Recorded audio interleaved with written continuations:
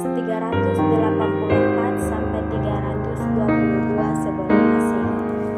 Aristoteles lahir di desa Stagira, negeri Thrakia, yaitu bagian utara Yunani modern sekarang. Ayahnya adalah seorang dokter, dan pengalaman Aristoteles dalam rumah ayahnya rupanya sangat mempengaruhi cara meninjau dunia sekitar.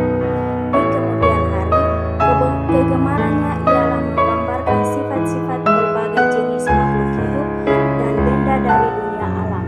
Pada tahun 367 sebelum Masehi, dia pindah ke Athena dan memasuki Akademi Plato. Di sana ia belajar dan bekerja selama 20 tahun, yaitu sampai Plato wafat, gurunya yang termasyhur itu. 4 tahun kemudian, yaitu pada tahun 343, Aristoteles dipanggil menjadi guru pribadi putra Filipus, Raja Makedonia. Pada waktu itu, putra yang bernama Iskandar baru 13 tahun umurnya. Aristoteles mendidik putra Filipus itu selama 3 tahun, yaitu sampai ia dipanggil ayahnya melaksanakan berbagai tugas kemiliteran. Meskipun ia tidak ada dokumen yang menggambarkan sifat pendidikan yang diterima Iskandar itu, namun Aristoteles rupanya telah menanamkan dalam diri anak didiknya kehausan akan pengetahuan dan cara meneliti apa saja yang ditemuinya dengan sukses. Di kemudian hari, Iskandar sebagai raja dan jenderal, prestasi yang dihormati para pengikutnya dengan gelar agung, menyebarkan kebudayaan Yunani ke semua daerah yang berhasil ditaklukkan tentaranya, yaitu dari Yunani sampai ke Mesir sebelah selatan, kemudian ke India bagian timur. Iskandar mendirikan sebuah perpustakaan dan museum di kota Iskandaria di Mesir, dua lembaga yang tidak dikenal di dunia Yunani sebelumnya. Kalau keberhasilan Iskandar ini dipandang dari segi bangsa yang ditaklukkan tentaranya, maka mereka mungkin akan lebih senang sepandainya pendidikan yang diterima Iskandar di bawah bimbingan Aristoteles tidak semudah itu. Pada tahun 334, Aristoteles kembali lagi ke kota Athena dan mendirikan sekolahnya dalam suatu gedung Lyceum, suatu ruangan olahraga yang merupakan bagian dari kuil Apollos. Kemudian sebagaimana nama sekolah Plato, yaitu akademi, terus hidup sebagai istilah untuk banyak macam perguruan tinggi.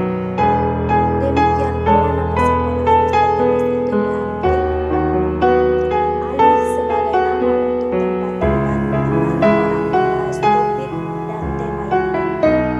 Dalam taman Lyceum itu Aristoteles condong berjalan hilir duduk sambil berbicara dengan para murid tentang berbagai ilmu atau masalah tertentu. Berdasarkan kebiasaan Aristoteles ini, maka gaya mengajarnya membuat sekolah itu dikenal sebagai sekolah Peritetis, suatu istilah yang diambil dari kata kerja Yunani peritetein, yang artinya berjalan-jalan. Di sana ia mengajarkan logika, ilmu alam, ilmu hayat, dan ilmu bintang, ilmu jiwa dan etika. Ruang lingkup yang luas ini menunjukkan kepandaiannya. Dalam abad pertengahan di Eropa Barat, kurikulum hidup kembali dalam bentuk yang dikenal sebagai ketujuh pokok seni bintang. Pengaruh Aristoteles atas dunia cendekiawan amat besar. Sungguh pun berbagai ilmu tertentu dari ilmunya tidak sesuai lagi dengan hasil penyelidikan modern. Dalam dunia ilmu pengetahuan dewasa ini, tulisan-tulisan diterjemahkan ke dalam bahasa Arab dan kemudian ke dalam bahasa-bahasa Eropa Barat. Di sana, khususnya pada Universitas Paris, gagasannya diambil oleh Prof. Thomas Apollinaire yang mengolahnya ke dalam bentuk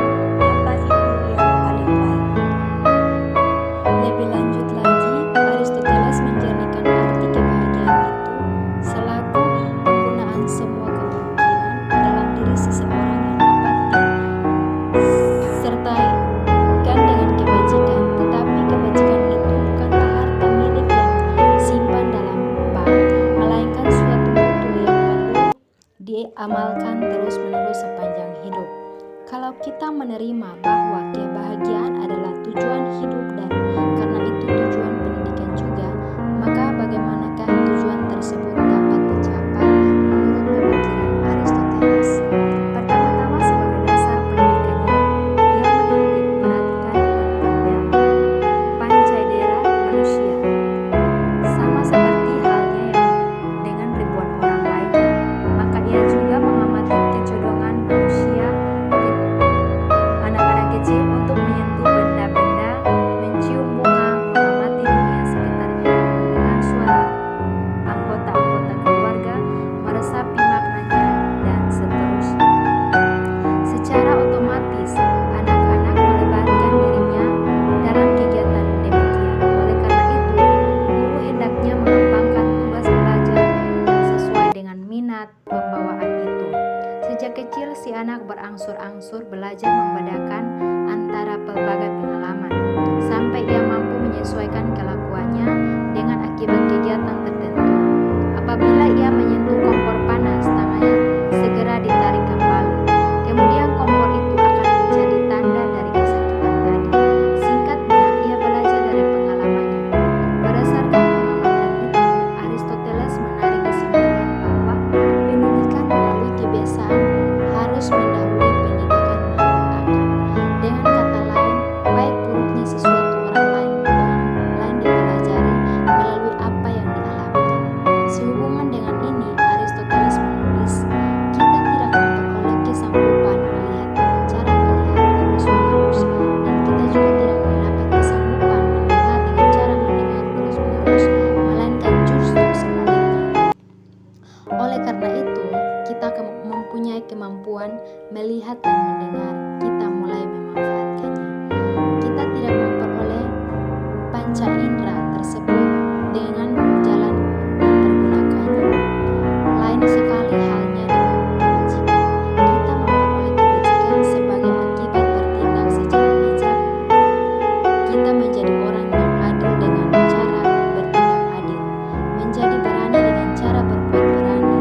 Oleh karena itu, apakah kita terlatih sejak kecil dengan kebiasaan ini atau itu merupakan suatu yang amat penting? Jadi para pelajar hendaknya dituntun dan dianjurkan untuk bergaul dengan anak-anak, muda-mudi, dan orang dewasa yang berbudi tinggi. Pikiran Aristoteles. Menurut Aristoteles, filsafat ilmu adalah sebab dan asas segala benda. Filsafat ilmu merupakan ilmu pengetahuan yang meliputi kebenaran yang terkadang di dalamnya ilmu-ilmu metafisika, logika, retotika, etika, ekonomi, politik, dan estetika.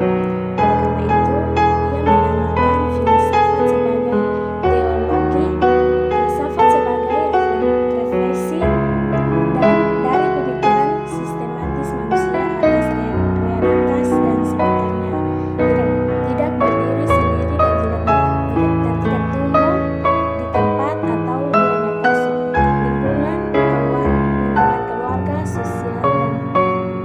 sosial alam, dan potensi diri akan ikut mempengaruhi seseorang dalam melakukan refleksi filosofis.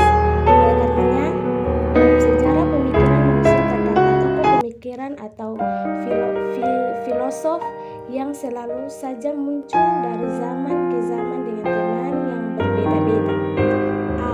Pembagian filsafat menurut Aristoteles. 1. Logika. Penemuan Aristoteles yang terbesar dalam bidang logika adalah silogisme atau silogismos. Silogismes maksudnya uraian berkunci, yaitu menarik kesimpulan dari kenyataan yang umumnya atas hal yang khusus dan dapat digunakan dalam menarik kesimpulan yang baru dan tepat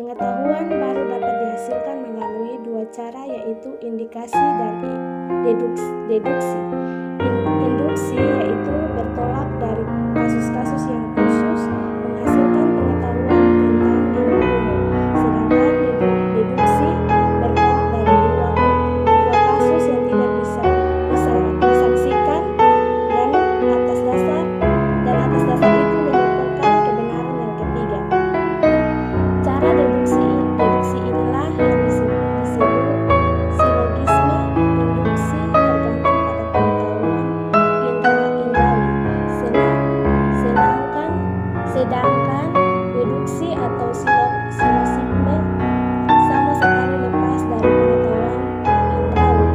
Itulah sebab mengapa Aristoteles menganggap deduksi sebagai cara sempurna menuju pengetahuan baru. Yang kedua, filosofia teritorika. Yang A, fisika, yaitu tentang dunia material, ilmu alam dan sebagainya. Kosmos terdiri dari dua wilayah yang sifatnya berbeda.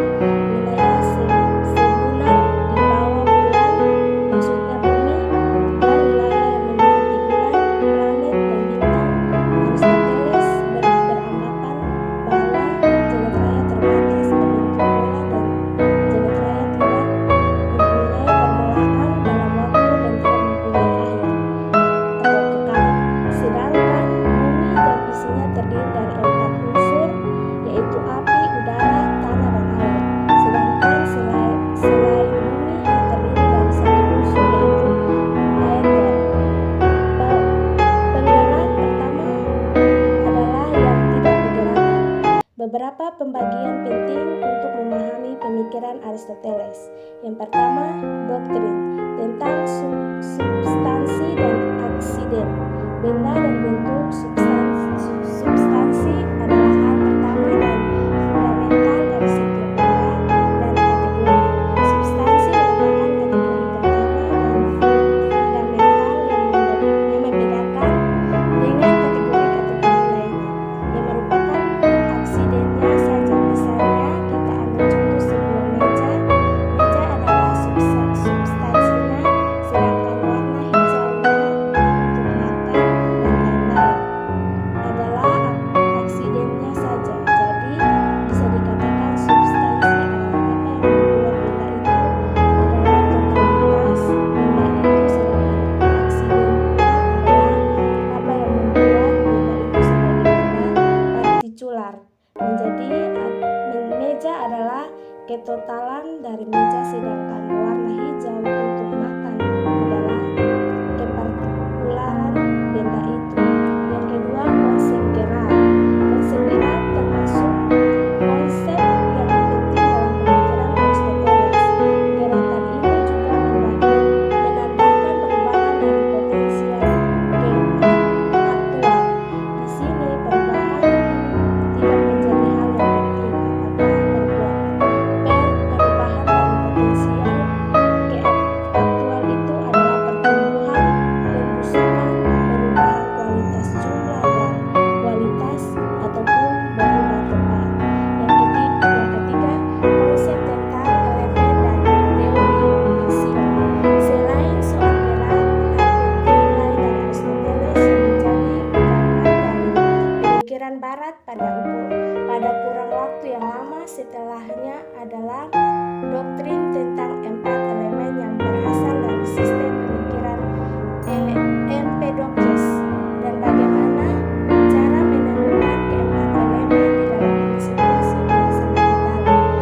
Keempat elemen ini mempunyai kualitas-kualitas tertentu, mulai yakni kualitas sentuhan, aktif, harusnya berpasangan dalam opsinya.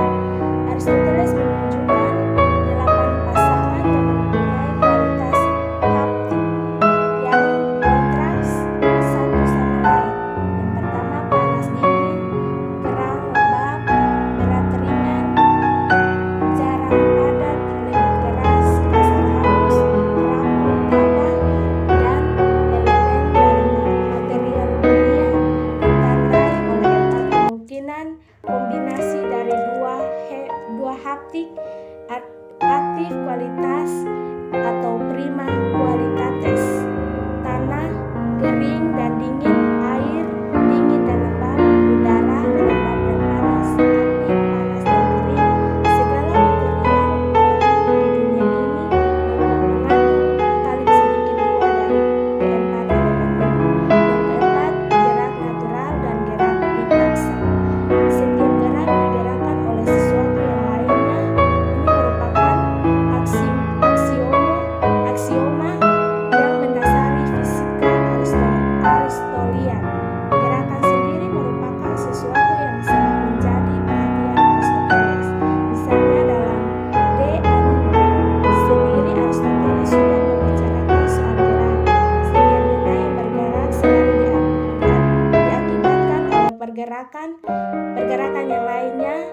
bisa juga sedang bergerak atau juga diam. D. Matematika, yaitu tentang barang-barang yang menurut kuantitasnya Aristoteles berprinsip bahwa ketidakhinaan hanya ada di dalam konsep saja. Pemikiran ini kemudian menjadi perdebatan pada generasi setelah beliau. Pemikiran Aristoteles yang terbesar dalam matematika adalah tentang logika dan analisis. Aristoteles berpendapat bahwa logika harus diterapkan pada semua bidang ilmu, termasuk matematika. Analisis diperlukan untuk membangun aksioma yang terdapat di dalam matematika. Dia menuliskan gagasan-gagasan tentang logika ini pada bukunya yang baru ditemukan ratusan tahun setelah kematian Aristoteles. Pada buku inilah gagasan tentang silogisme dan pembuktian matematika diperkenalkan. C. Metafisika, yaitu berpusat pada persoalan barang dan bentuk. Bentuk dikemukakan sebagai pengganti pengertian dari dunia ideal Plato yang ditolaknya. Berbeda dengan Plato yang misalkan idea yang kenyataan lahir, Aristoteles beranggap bahwa bentuk ikut serta memberikan kenyataan pada benda dan bentuk terdapat dipisahkan. Barang ialah materi yang tidak mempunyai bangun, melainkan hanya substansi. Maka bentuk adalah bangunannya. Sebagai contoh pada pandangan Plato, jiwa tidak dapat mati karena merupakan sesuatu yang adikodrati berasal dari dunia idea. Plato berpendapat bahwa jiwa itu bersifat kekal, sedangkan menurut Aristoteles jiwa dan tubuh ibarat bentuk dan materi. Jiwa merupakan asas hidup yang menjadikan tubuh memiliki kehidupan. Didasari Aristoteles bahwa tubuh bisa mati, oleh sebab itu maka jiwanya juga ikut mati. 3. Filosofia praktika atau tentang hidup kesusilaan. A. Etika, kesusilaan dalam hidup perorangan dan ekonomi, kesusilaan dalam hidup kekeluargaan. Aristoteles memakai pendekatan biologis untuk menganalisa manusia. Menurutnya, manusia adalah seekor binatang dengan unsur tertentu yang khas. Tidak seperti binatang pada umumnya yang diatur oleh kebiasaan. Manusia dapat sadar dengan mengendalikan dorongan-dorongan non-rasionalnya. Memiliki nafsu yang bermacam-macam. Salah satu nafsu dari manusia adalah bersosialisasi, baik berupa sekedar bersahabat atau urusan seksual. Namun permasalahannya, pengejaran nafsu yang dapat diartikan kenikmatan, kebanggaan, prestasi, tujuan, atau kekuasaan sering tidak terkontrol, yang dikarenakan faktor keserakahan manusia juga. Menurut Aristoteles, manusia pada awalnya selalu baik, namun dikarenakan faktor-faktor lingkungan dapat merubah sikap seorang manusia. Teolis adalah istilah Aristoteles untuk mengartikan komunitas sipil yang ia yakini sebagai latar sosial kodrat dari manusia. Ada pula kelompok sosial koinimia yang meliputi segala komunitas yang dimana pada taraf tertentu terjadi interaksi. Sedangkan oikos adalah jenis komunitas paling dasar dan terbatas untuk perkembangan kodrat manusia atau disebut juga rumah tangga. Kemudian polis menurutnya juga merupakan kebutuhan untuk mengatasi serangan dari luar dan dibentuk untuk kesejahteraan bersama. Menurutnya, polis yang ideal adalah sebuah komunitas orang-orang yang sama kedudukannya, yang mengarah pada kebaikan yang sebaik mungkin. B. Politika, kesusilaan dalam hidup kenegaraan. Sebagai murid Plato, Walaupun Aristoteles banyak terpengaruh olehnya, namun tidak semua ajarannya diterima mentah-mentah. Ajarannya dikupas secara praktis, pengupasan juga dilakukan secara logis dan sistematis berdasarkan metode induksi atas penyelidikan ilmiah dan perbandingan sistem yang ada. Aristoteles mengklasifikasikan sistem-sistem politik seperti di bawah ini. Yang pertama, monarki atau kerajaan yang diperintah oleh seorang raja untuk kepentingan semua, tapi jika sebaliknya dapat berpotensi tirani. Yang kedua, aristokrasi diperintah beberapa orang untuk kepentingan bersama, jika sebaliknya dapat berpotensi oligarki memperkaya sekelompok orang saja. Yang ketiga, politik diperintah semua rakyat untuk kesejahteraan umum, jika sebaliknya mayoritas rakyat memerintah untuk kepentingan si miskin saja dapat menjadi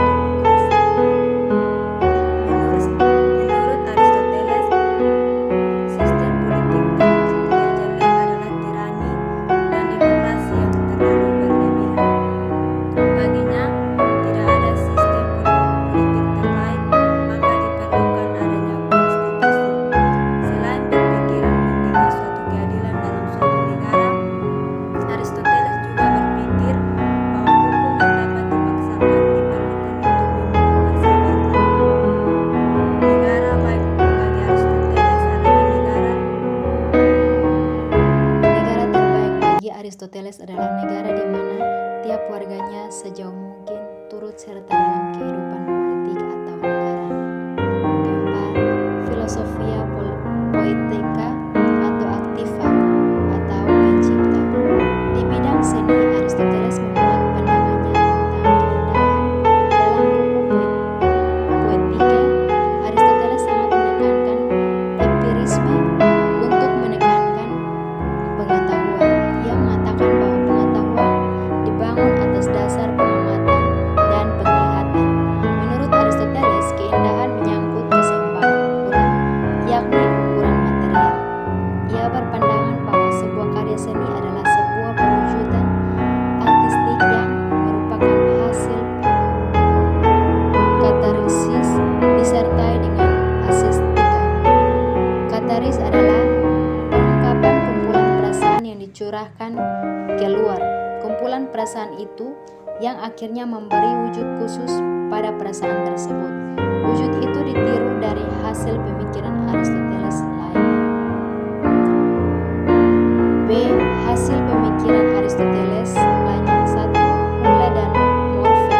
Pemikiran Aristoteles lainnya adalah hule yang merupakan unsur yang menjadi dasar bermacam-macam, dan morfe merupakan unsur kesatuan. Tiap-tiap benda yang konkret terdiri dari hule dan morfe. 2. Actus dan potensia. Potensia adalah dasar suatu kemungkinan, sedangkan actus adalah dasar kesungguhannya. Sesuatu hal terjadi bisa dikarenakan karena potensinya dan dalam hal tersebut sudah mengandung aktusnya. 3. Abstraksi. Ide tidaklah merupakan realitas sendiri, melainkan sifat-sifat yang sama terdapat pada hal-hal konkret. Oleh karena itu, jika beberapa hal memiliki sifat-sifatnya, maka hal tersebut hal yang umum. Jika beberapa hal diharuskan untuk